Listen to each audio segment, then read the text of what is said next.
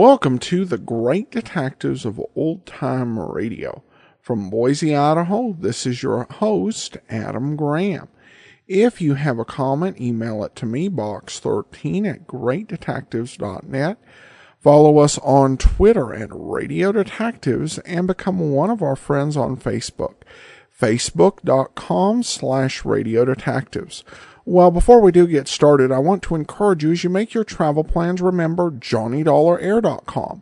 JohnnyDollarAir.com is a Priceline affiliate, so you get all the benefits of going through Priceline, such as being able to name your own price on hotels, rental cars, airline tickets, or more, or choose from great published specials. And part of the purchase price goes to support the Great Detectives of Old Time Radio at no cost to you. So just remember, JohnnyDollarAir.com first. Well, now it's time for today's episode of yours truly, Johnny Dollar. The original air date, March the 23rd of 1958. And the title is The Denver Disbursal Matter. From Hollywood, it's time now for Johnny Dollar. Perry Jameson, the Paramount Insurance Adjuster, Johnny. Hi, Perry. It's been a long time. I'd begun to think you're neglecting me. Oh, how you talk. Matter of fact, I've just been waiting for a nasty enough case to come along for you. Yeah, you do have a habit of handing me the dirty ones. What is it this time? 4 states, out in Denver. Oh, yeah, I've heard of them. Well, they're a small outfit. By contract, all their claims are routed through us. Damage appraisals, payment disbursals, and so on. So what's happened? Well, we've had to pay a lot of claims for them recently. Too many. What's more, they've all been big ones and on fairly young policies. Well, Perry, you know as well as I do that things will average out in the long run. Unless something's wrong. 60,000 on one policy, 35,000 on another, 70,000, and a cool 150,000 on one just last week. Shoot. And the beneficiary in each case has been the same man. Then no wonder you... Just leave the door open, Perry. I'll be right over.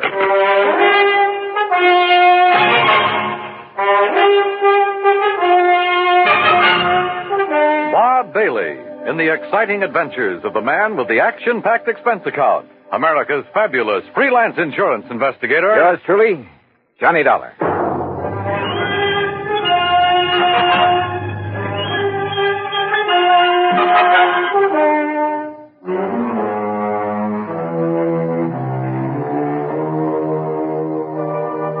Expense account submitted by Special Investigator Johnny Dollar. The Paramount Insurance Adjuster's Home Office, Hartford, Connecticut. Following is an account of expenses incurred during my investigation of the Denver Disbursal Matter.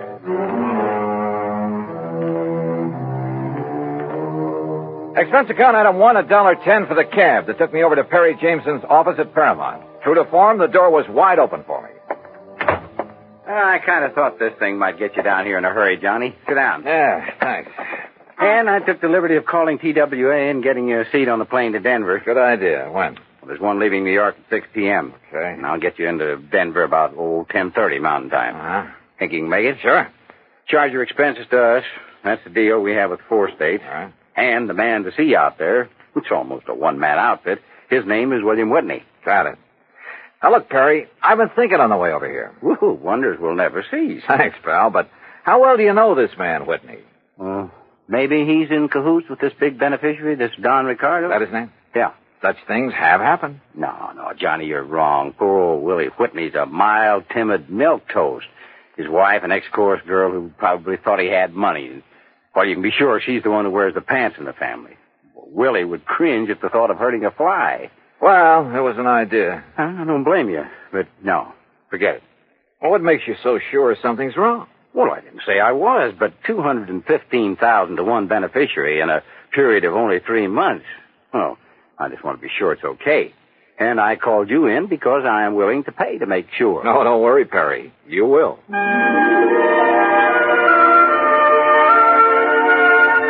Expense account item 2, $141 even, plane fare and incidentals, Hartford to New York to Denver. Originally Indian country, the mile-high city is now a maze of oil refineries, steel companies, grain mills, chemical and manufacturing plants. A huge downtown shopping area and beautiful tree-studded residential sections. No wonder it's one of the big insurance centers. Item 3, $2 even for a cab into town where I park myself at the world-famous Brown Palace Hotel. Item 4, 10 cents, phone call to an old newspaper pal from back east who is now working on the Denver Post. Pete Packard. Johnny Dollar, Pete Packard. Okay, what's the story? Johnny Dollar. Well, hey, how are you, Keith? Great. You gonna be here long? We gotta get together. Where you staying? The Brown Palace. Now, Pete. look, you want I should dig up a couple of dates? We'll go out on the town. Remember the last time we tied one on together? Ooh, are you kidding? I had such a headache the next morning, it hasn't left me yet. Well, hey, look, listen. Keith, I get away from the desk at 2 a.m. No, you look. Huh? I'm out here on a job, insurance investigation. Did you ever hear of a man named Don Ricardo? You know Don Ricardo? No. What do you know about him?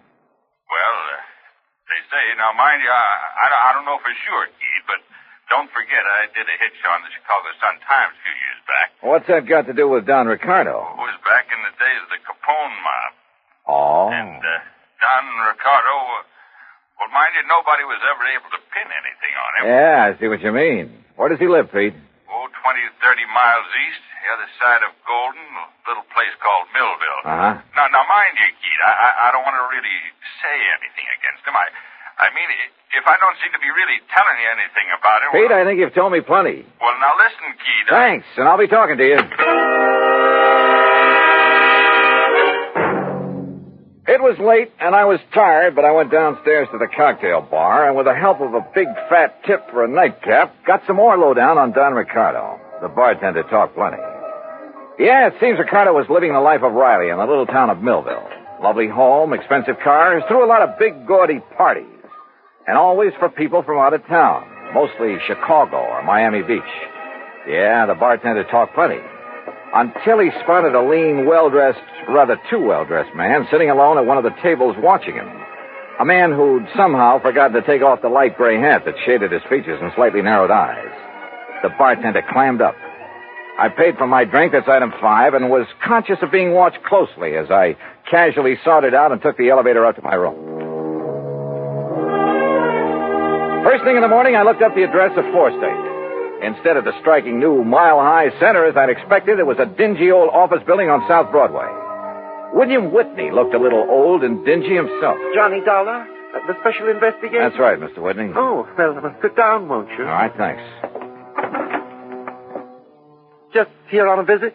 I'm here because the insurance adjusters are concerned about some recent claims they've had to pay on policies issued by you. We've been very unfortunate lately, Mr. Dollar. Yeah. $215,000, unfortunate. On only 4 policies. Yes, and all paid to the same beneficiary by some odd coincidence. You sure it was coincidence? Who were the policyholders?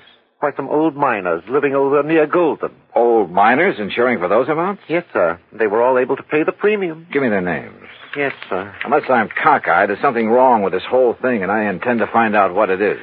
The policies were issued in good faith, and the premiums paid. But I agree with you, sir, and I'm terribly concerned. I'm glad you're here, sir. It'll not only save the company a lot of money, but it'll take a great load off my mind. Here's the list. Yeah. Do you know the beneficiary, this Don Ricardo? Only through seeing him when I've given him the checks. Barno, Mulligan, R. Smith, and J. Smith. Did any of these insured have families? Well, I don't know. You see, the beneficiary in each case... Yeah, I know. Better let me see those policies. Whitney left me alone while I plowed through his files. Satisfied, at least, that the policies themselves were okay, I finally left him, hailed a taxi, and told the driver to head for the town of Golden. As we pulled away from the curve, a small black foreign car in the next block swung around and appeared to follow us, and I wondered. But then it cut off at an intersection, and I decided I was imagining things. Until we pulled up at one of the addresses Whitney had given me in Golden, a ramshackle, unpainted old frame house on the edge of town. I told the driver to wait for me and walk up to the front door.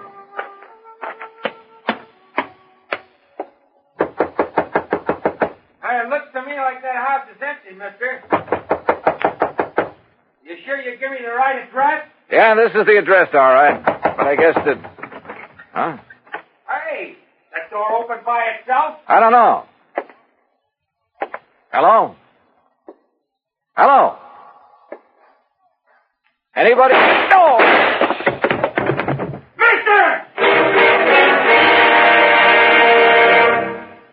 Act 2 of yours truly, Johnny Dollar, in a moment. Our flag now numbers 50 stars. And behind each star there stands yet another flag representing one of the 50 states.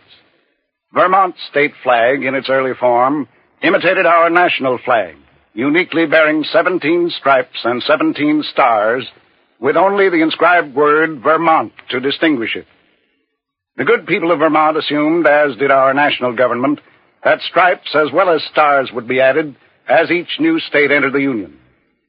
Vermont entered the Union after Tennessee and Ohio, and with Kentucky to join shortly, the Vermonters naturally put 17 stripes on their flag. In 1818, the United States Congress put a stop to this, and since then the stripes have always been at 13, and only stars are added for each new state. Vermont's present flag captures the famous beauty of the Green Mountain State in its coat of arms, and inscribed is the phrase, Vermont, Freedom and Unity. Vermont's state flag, the flag of the 14th state to enter the Union, was adopted on April 26, 1923. And now, Act Two of yours truly, Johnny Dollar and the Denver Disbursal Matter.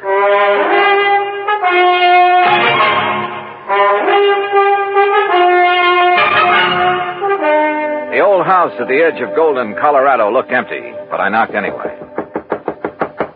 You sure you give me the right address, mister? Yeah, driver, this is the address, all right.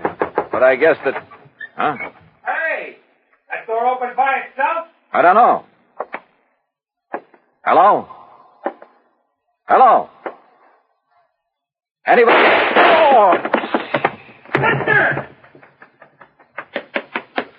Mister! Go back. Get away from this open door. But you're hurt. Your neck, you're bleeding to death. Stay down. Barely nicked me. I'm all right. Holy cow.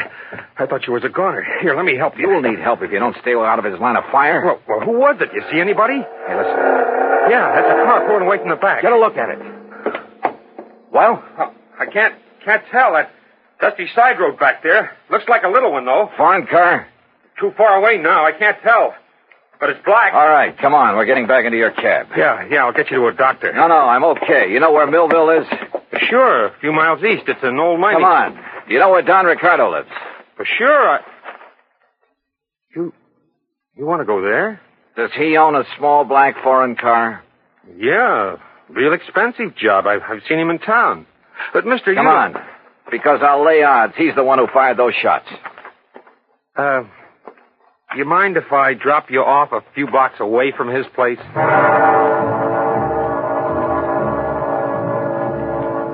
The cab driver relented, dropped me off at Ricardo's front door, then hightailed it for other parts. It was a nice home, very modern, seemingly out of place in what had once been a prosperous mining center, but was now a little more than a ghost town.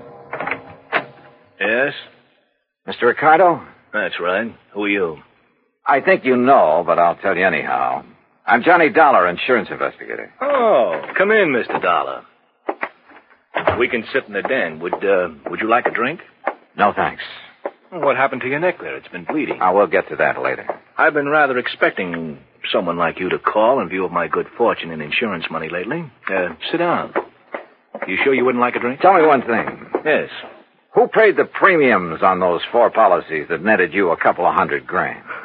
Why, the policyholders, of course. At least, to the best of my knowledge. 4 old broken-down miners? They were still quite active, Mr. Dollar, hoping to find a new vein in some of the old workings in this region. Then maybe you grub-staked them, huh? Well, as a matter of fact, I did. And they promised me a share of whatever they might find. In return, they named me in their insurance policy. Oh, you must have given them plenty. More than a worked-out mine could ever yield. How do you mean? To afford the premiums on those hefty policies. Now, look, Dollar, it was all perfectly legal on the up and up. How old were they? Barno? Bono? About 68, I believe. Mulligan and Smith and the other Smith? About the same. So what? Oh, the company was crazy.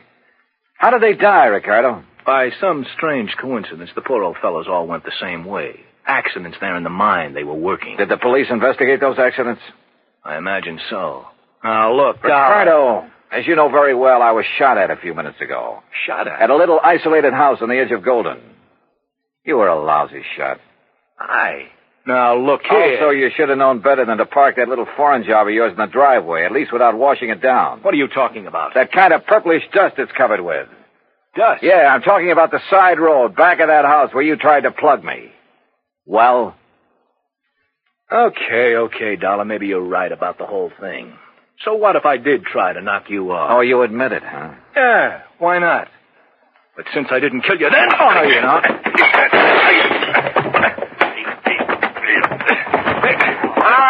All right. Put him up. Face the wall, Ricardo. Hands off of me. Come on, get your hands Officer, off. I've never seen a prettier uniform in my life. What is this? We've been waiting a long time to nail you, Ricardo. Get him out of here, boys. All right, take it easy. Pete! So help me, Keith, I knew if anybody would bring Ricardo out in the open, you would. You mean to say that... Yeah, I figured I'd better bring these state police out here. Oh, Pete, you're a doll. Now let's you and me go out and tear the town apart, huh? Later. After I finish this job.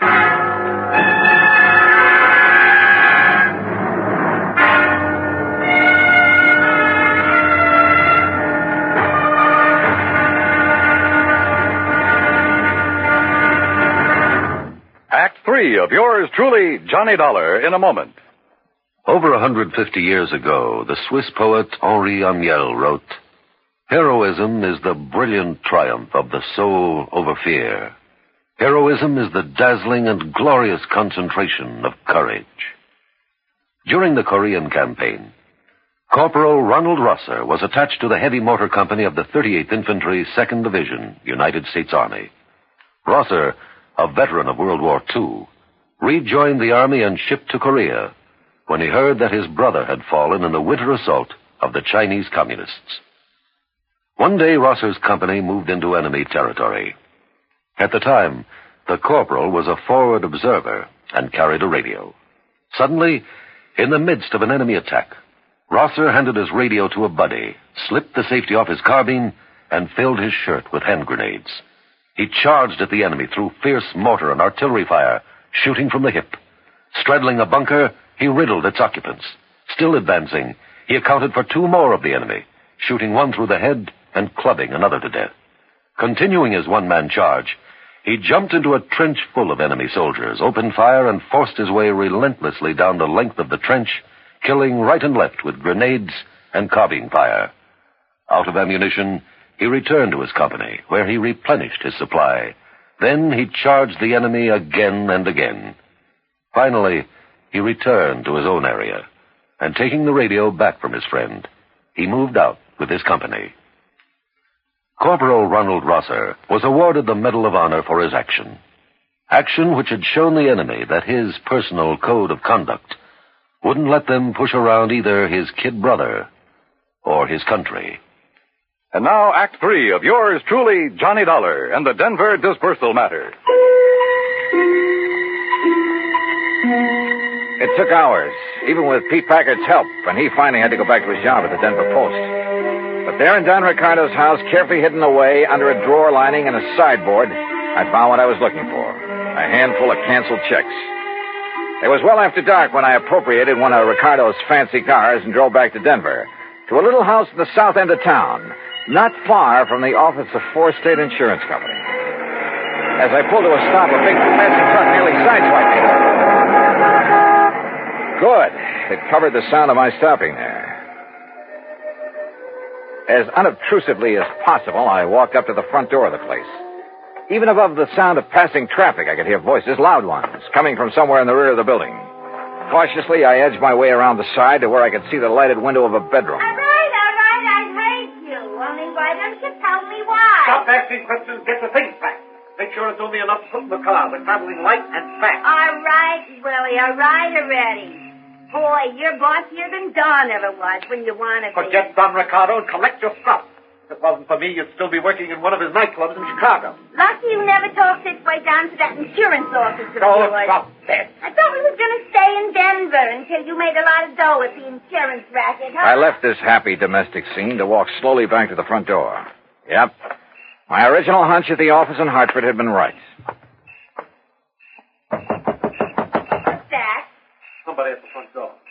Well, why don't you go answer it? Huh? Willie? Oh, Mr. Dollar. That's right. Oh, my, I'm glad you're here, sir. Well, you look upset, Mr. Whitney. I am, sir. I am terribly upset. Handbags, they're in the hall. Yes. Going somewhere? It's that Don Ricardo. Oh? I thought you didn't really know him. I didn't. Oh, if only I'd done it before. I'd never have issued those policies naming him as beneficiary. Done what, Mr. Whitney? Investigated that Ricardo. But I did, after you left me this morning. He's a gangster. An ex-gangster, Mr. Dollar. No. Yes. I suddenly realized that in your investigation, you'd investigate him, and he'd think I'd had you investigate him. He'd think I was trying to make trouble for him. Frightened me terribly. And that's why you decided to leave town, huh? Yes, of course, until this whole thing blows over. He's a dangerous man. He'd stop at nothing. He might even try to kill me. I must leave here immediately. Oh, I wouldn't be too sure of that. Where did you plan to go? Far away, anywhere, where he couldn't find me. And where maybe I couldn't find you. Of course. What? Why did you say that? Well, I was just thinking. This morning when I was going through the files at your office, you left me alone for a while. Yes, I recall that I did. Why? To make a phone call, maybe? To Don Ricardo? What? Is that why he just happened to be waiting in his little foreign car a block or so up the street about the time I left your office in a cab? Oh, Mr. Dollar. Pretty good theory, isn't it? Especially when I have these little scraps of paper to back it up. What are those? Some of Don Ricardo's canceled checks. Made out to you. 20% of the take on those big, fat insurance payments. Where did you get those? Funny, too. They're all dated one day after you paid off on each of those big claims. Give me those. Oh, you don't. We're going to need these. No, I'll kill you. Mr. Milquetoast, huh? You dirty. I'll kill you. Okay, baby. All right. Okay, Willie, get up on your feet. Yes, sir. Anything you say, Mr. Dollar. But please, you must believe me. Oh, I'm cut an it. innocent That man. timid soul Poles of yours may have sold insurance to a handful of suckers, wouldn't he? But it hasn't sold me a thing.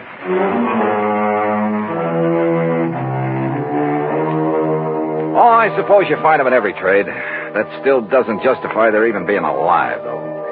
Fortunately, in the insurance business, they never get away with it for long. Even a team like Whitney and Ricardo.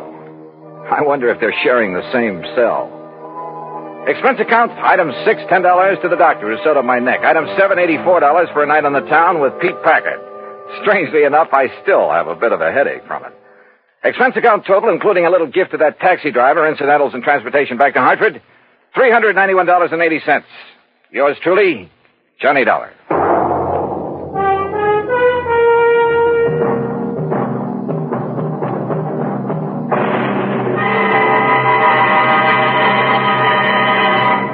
Our star will return in just a moment. Our flag now numbers 50 stars, and behind each star there stands yet another flag representing one of the 50 states.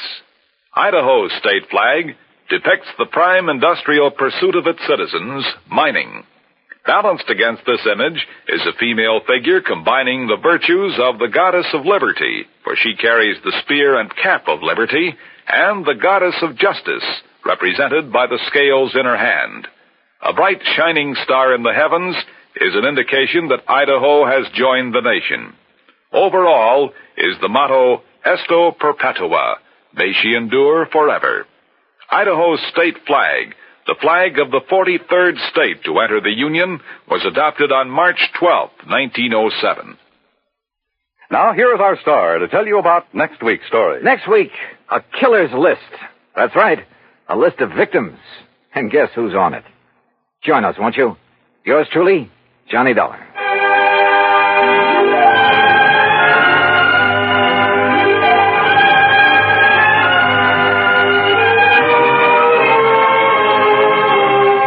Yours truly, Johnny Dollar, starring Bob Bailey, originates in Hollywood and is produced and directed by Jack Johnstone, who also wrote today's story.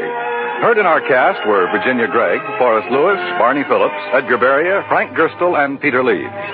Be sure to join us next week, same time and station, for another exciting story of yours truly, Johnny Dollar.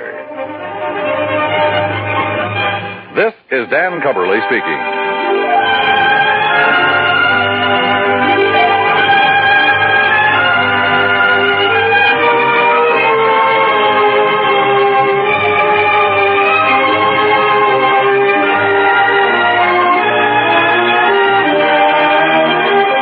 This is the United States Armed Forces Radio and Television Service.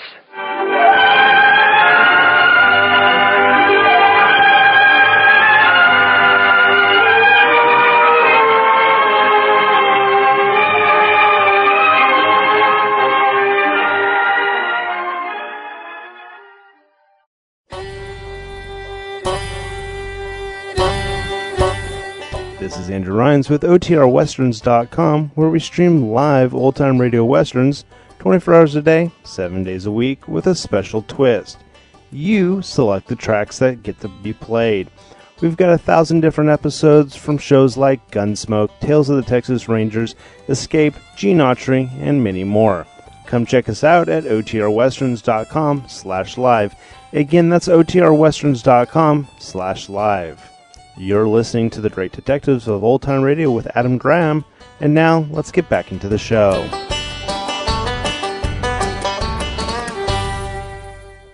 Welcome back. Interesting descriptions of Denver worked in. Also like some of the descriptions of what's going on in some of the state flags. It does seem like, Johnny talks about a few bad apples, but even in the Bob Bailey eras, it seems like they've got a ton of, the way the show's written, several corrupt insurance agents, and a lot of them friends of Johnny's. Though I don't think we've heard them as frequently as we did back in 1956 and early 57.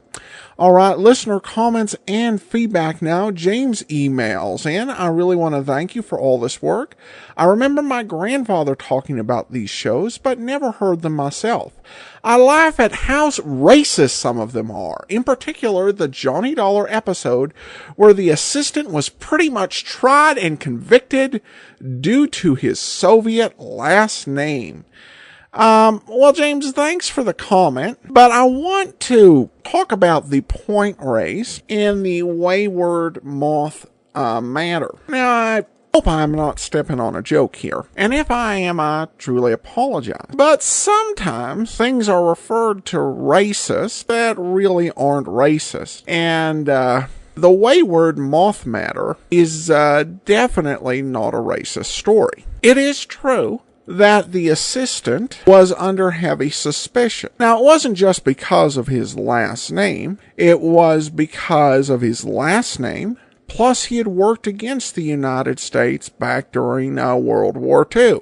However, at the end of the episode, he was exonerated. Now, if he had been guilty after people had convicted him based on heritage, then that would be a racist message. You see anybody with an Eastern Bloc last name, they're all spies. That would have been the message. However, as he was found to be innocent, that would actually be an anti-racist message. The point of the episode would be that you can't follow paranoia or judge people prejudicially. You have to follow the evidence, and you have to give people the benefit of the doubt and follow reasonable processes to arrive at the truth. Jack Johnstone, the producer of Yours Truly, Johnny Dollar, was also the producer of Superman in the mid to late 40s, when the show was taking on the Ku Klux Klan. And so I think that he would probably be the last one to countenance any sort of bigoted ideas in his plays. And now for some additional comments regarding episode 1603. Michelle says, Johnny Dollar is the best ever. Ben says, I love this show. High quality production, great writing, and hosted by the ever informative Adam Graham. Awesome.